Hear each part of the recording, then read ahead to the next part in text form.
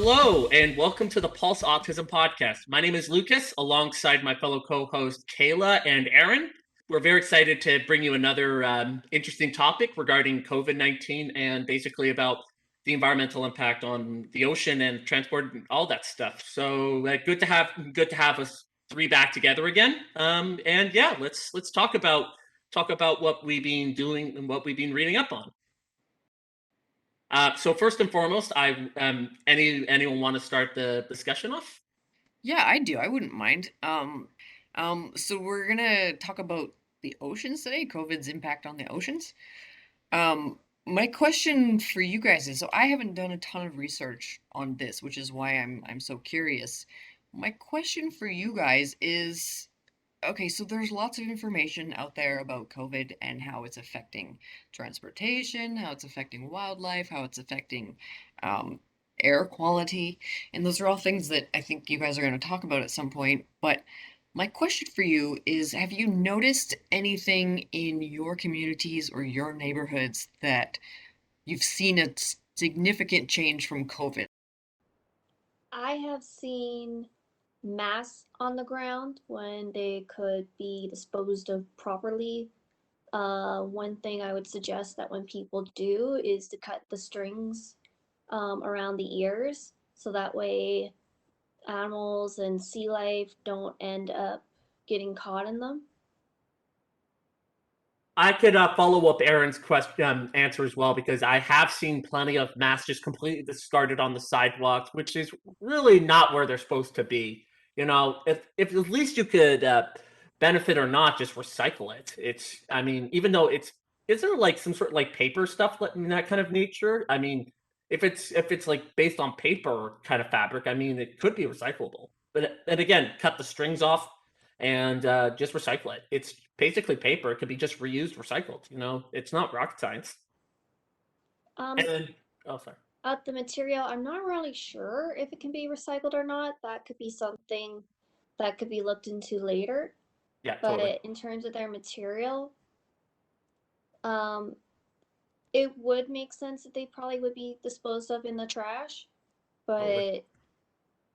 but I guess it depends on the material of the mask. But I'm thinking of the typical medical mask that people are often wearing, Right. the disposable. I would Mhm. think that that's the type that's not recyclable. You'd still have to dispose of it properly. I would just think it would be in the trash though. So Just I actually remember, yeah, but just remember to cut the strings when you do.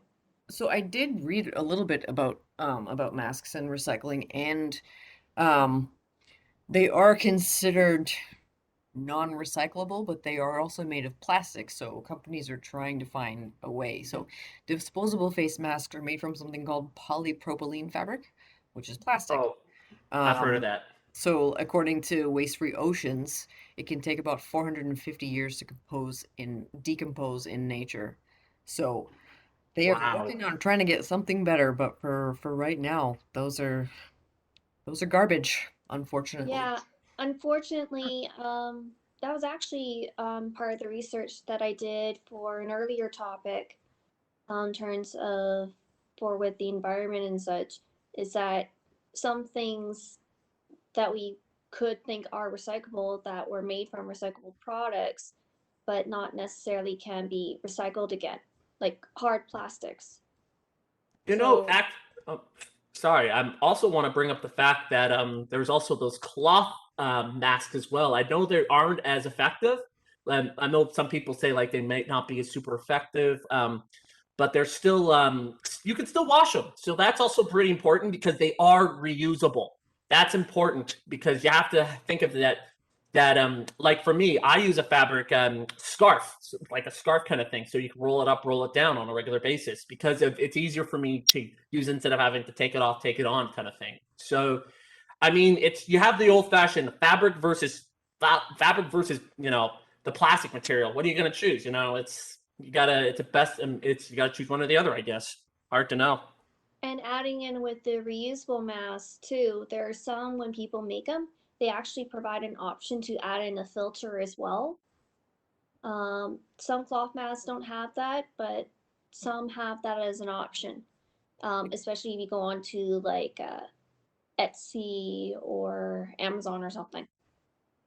Yeah, yeah, it's that's also something I've seen as well. And some people are getting pretty creative with their face masks though. So in a nutshell, people are getting pretty get those. Um Also also I've got to ask Aaron, you just said that you can get the filters Yeah, or something I've like seen that? them on Amazon. Some stores where you can buy a mask. Sometimes they provide them, or you can just get them in like a bulk pack. I think some other kind of grocery stores it is could probably be found as well in similar places where you can find the medical masks. But in terms of what their material is, I don't remember offhand. Give me a second. Let me see if I can find something on Amazon here. Keep talking in the meantime, and while I search. No worries, no worries. While Aaron continues talking for a sec, Kayla, do you have any things you want to talk about? When it comes to like what SF was talking about, when it comes to like things you've seen happen in the environment, like what Aaron and I have both seen with masks or transit usage has gone down. What have you seen that's made a that you've seen over the last 18, 15 or so months, for example? Um, well, not as much anymore, but still occasionally. The plastic gloves end up on the ground. In the beginning, there were a lot of them because when they said that we should be using gloves in the stores, like they were everywhere. And still some people use gloves and then they just throw them on the ground. And then those also end up in our oceans and they can like end up in the lungs. Like a lot of like turtles will think that they're jellyfish and Yeah. they'll end up trying to eat them and they'll get caught in their throats and stuff and suffocate them. Mhm. That's Actually, horrible. oh, it is. Kayla, forgot to let our viewers know. If I'm not mistaken, you also drive a little scooter. So is that like electric or anything like that? If I'm not mistaken. It is an electric scooter, yes. So technically, you don't have to spend on like with the emissions and stuff. So technically, it's just on a battery package. So you're not really putting more fumes up into the clouds in a nutshell. So basically, your scooter is basically like one of those a little Tesla in a nutshell. Yeah, it doesn't go as far or for as long, but it's nice because I don't have to spend the money on gas and it gets me where I need to go most of the time. And like Totally. you said, no emissions for to affect the air quality. And also, it's just one more thing to save our oceans, I guess. I know we're in a weird time right now, and and basically we're just starting, yeah. And also another thing, though, too, for any of our listeners, this is right now because of the pandemic. We're actually doing this podcast from not directly from one location. I'm doing it from home. Kayla's also doing hers from home. And SF and Aaron are both doing it at another site. So we're all not like we're not physically coming into site right now to do these recordings. Fortunately, thanks to all the virtual conferencing technology that has been gaining steam over the last 15 or so months. So that's also something I can bring up as well, and also all of you can agree. Anyway, Erin, just I think she's ready to go. So can you fill us in with the details you were going to mention to us?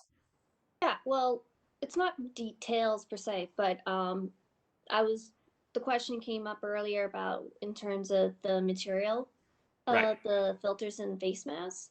A Mm-hmm. lot of them are like carbon filter or charcoal or something like that, where they have the multi-layer thing. Right. Um, and so if it's a mask that allows you to have that insert, you can use those and then after a while you can remove those and put a new one. In terms of disposing them, I haven't figured that out yet. I was just trying to find the material. Um, Take your time.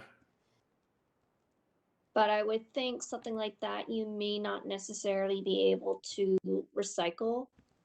But again, that's going to be some digging around about.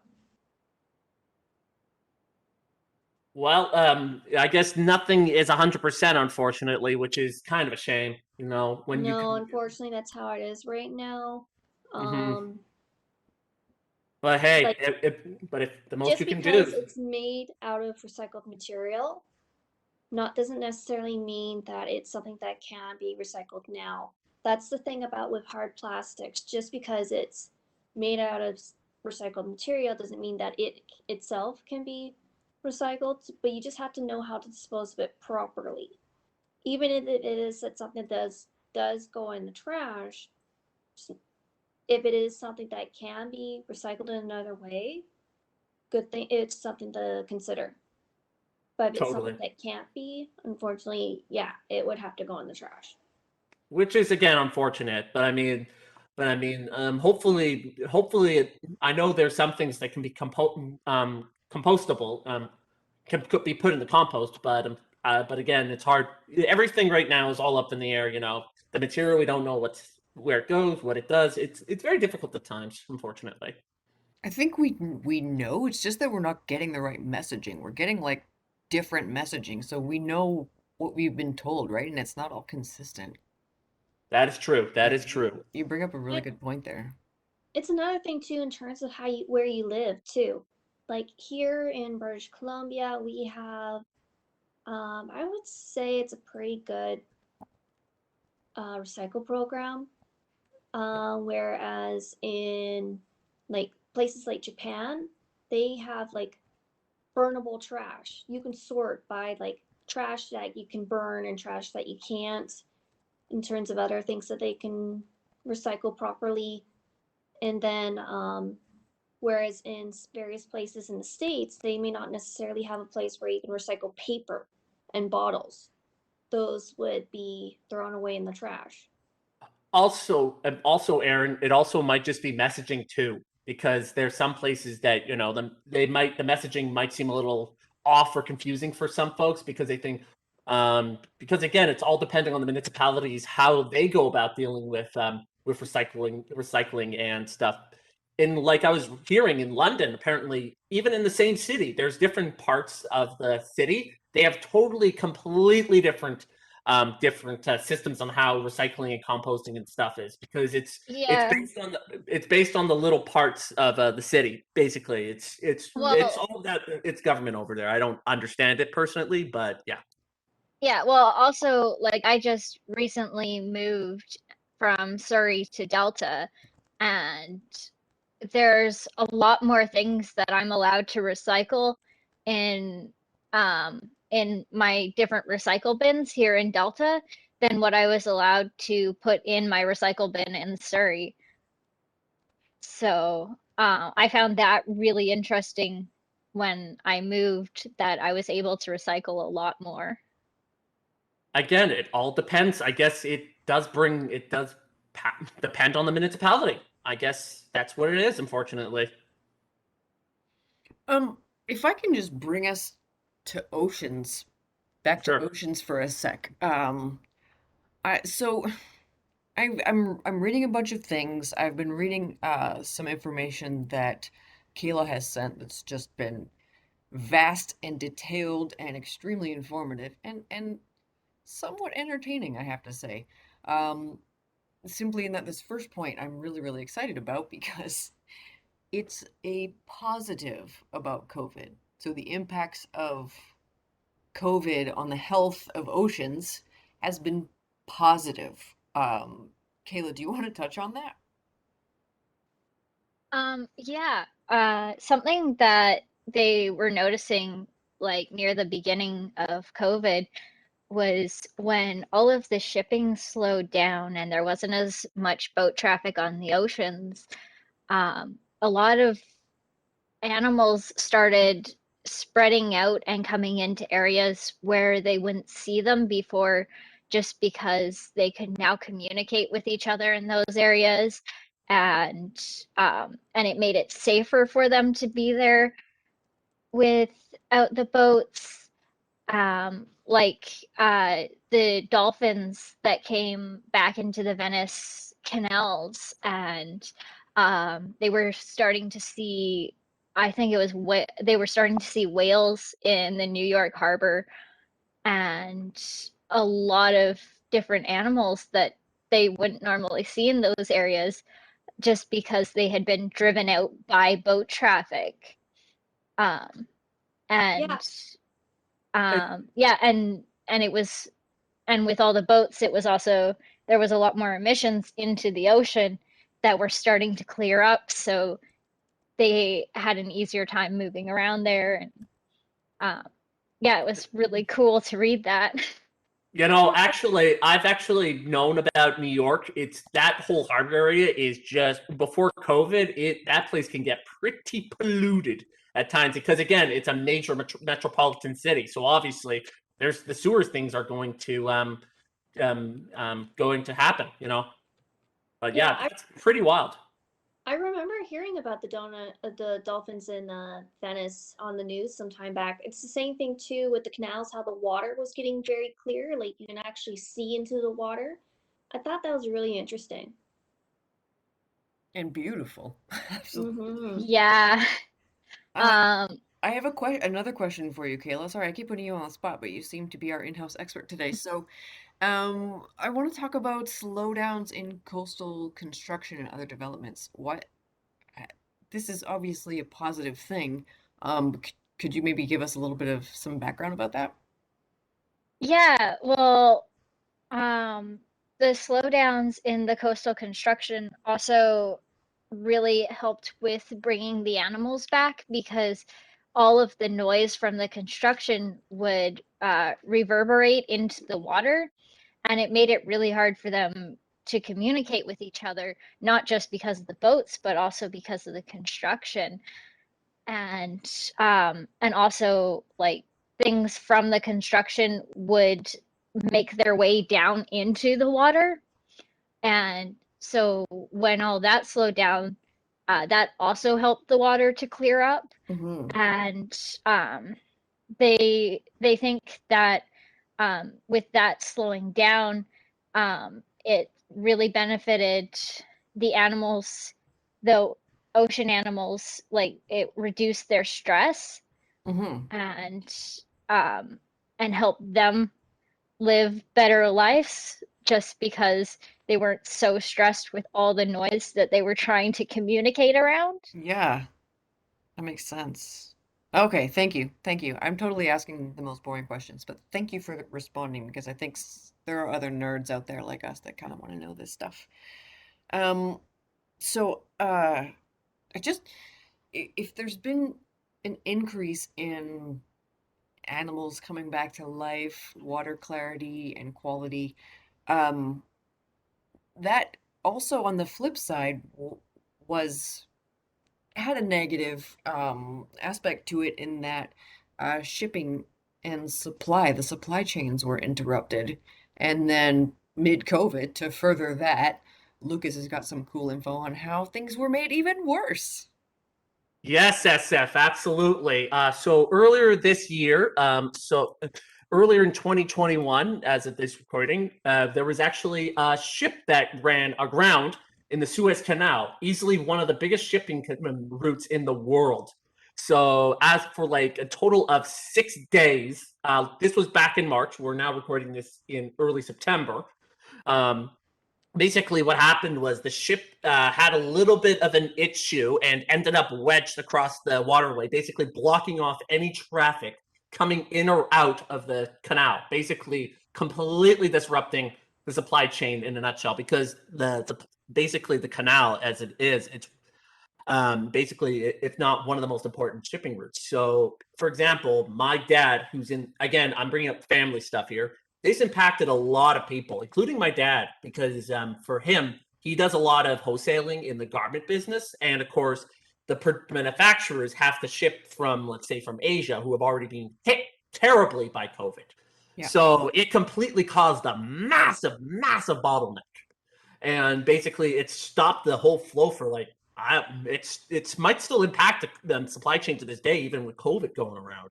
It was a massive story when it broke. It was Just to clarify for those who can't picture this in their heads, if you could picture the Suez Canal as horizontal, just picture a river going horizontal in your head like a clock in the direction of 12 and 6.